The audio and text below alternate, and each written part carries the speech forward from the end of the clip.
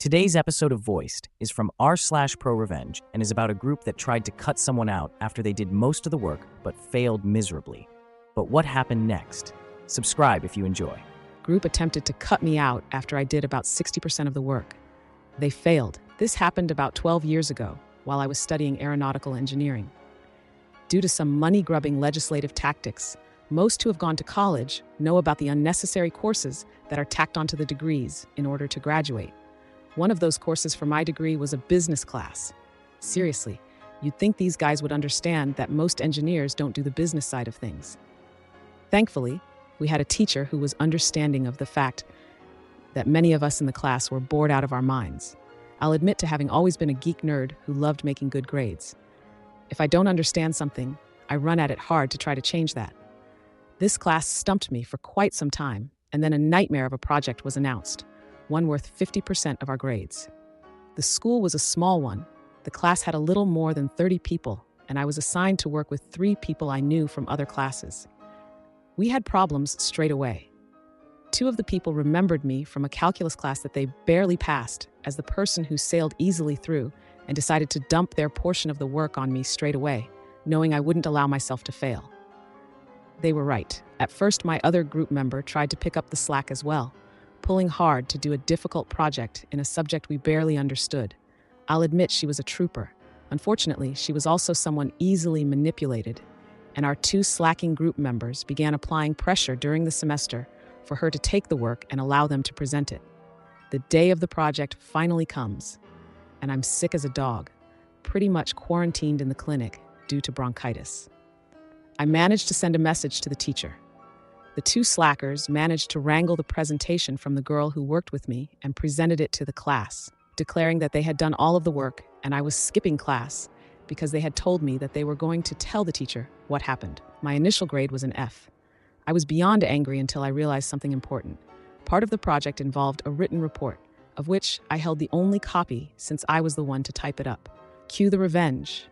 Privately, I went to the teacher with my notes and the report in order to get the grade I earned and to get him in on the plot. He agreed since it seemed fun and he planned to fail them anyway for academic dishonesty. Publicly, there was no report. The classmates who had attempted to take all the credit began to approach me, first demanding the report. Most of the time my response was, "But I didn't do any work," in a sickly sweet voice. Next, they attempted to act all buddy-buddy, trying to convince me that it had all been a joke and promising that they'd tell the professor that I had done some work, giving me some credit so that I had the possibility to pass. This was met with stony silence on most occasions before I told them that I'd rather fail than let them pass. Things escalated after that to include the door of my dorm room being knocked on at odd hours of the night, shoving, and them stealing my backpack and notebooks in order to try to find the report themselves. One of them even asked my roommate to let them search for a report I had written and forgotten for our group. Didn't have her as my roommate the following semester. Things finally came to a head on the last week of classes. I had held out on them for a month, not telling any of my group mates what I had done, and enough time had elapsed that even if they were to turn in the report now, it would be so late that they'd still have failed. They hadn't even attempted to do the report themselves, and the girl who had worked with me was in hysterics over the very real possibility of failing the class. It was what the teacher and I had been waiting for, and he finally decided to return the reports. The 2 slackers glared daggers at me as the teacher returned the report of every other group in the class before stopping in front of them. He was holding what looked to be one extra report, and they were immediately looking hopeful. He set a single sheet of paper on one of their desks before moving to the desk of the girl who had worked along with me and set the report on her desk. "I had to dock some points for dishonesty, but you and your partner did decently," he stated before moving on. My partner realized what I had done. We only got an 82 on our project, but it was far better than the 0 that our former group mates received. I had been carefully documenting the harassment that the 2 lazy individuals had put me through and ensured several witnesses saw some of what they did. 2 days after being informed that they were failing, the pair had a new problem.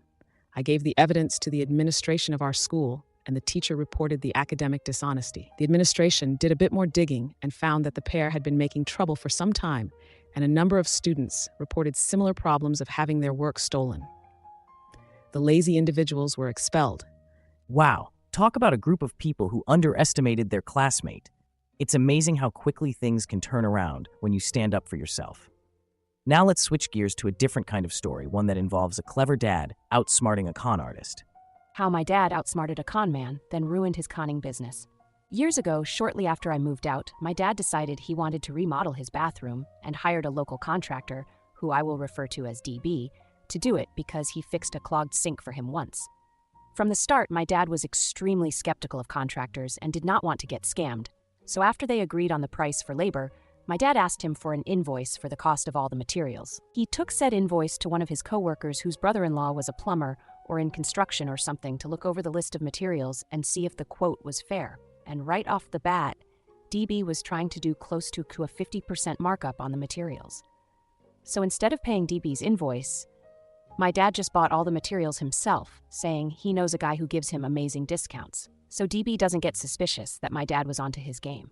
After 3 months, the bathroom was not close to being done, despite DB telling him it would take 2 months. My dad had to travel for work and would be gone a week, so he asked me to house sit, make sure DB shows up to work and does not steal stuff. Right off the bat, DB tries to be all buddy-buddy with me, but I did not like the guy and just brushed him off asking how the bathroom was coming. Over the course of the week, DB tried to upsell me on a bunch of things he said needed to be done to finish the bathroom. Most of it was electrical work, which he did not have a license for. My dad filled me in before he left about what was quoted in the labor, and there was no electrical work quoted. I told him no, just stick to the original quote. Once my dad came back, I filled him in on all the additional charges DB tried to tack on. He also did not show up for 3 days, saying he hurt his shoulder tripping over his cat. Then he tried to install the new ceiling light, which he was not asked to install because we had an electrician coming to install it. After a heated discussion between DB and me, he stopped installing the ceiling light and started laying tile, during which he broke a quarter of the tiles. After this debacle, my dad did some investigating and looked up DB's license and found out that not only was the license expired, but it did not belong to DB. So my dad asked my brother and I to come over when he was going to confront DB about lying about his license. A very heated argument broke out when my dad refused to let DB enter the house to collect his tools and said we would bring the tools out to him.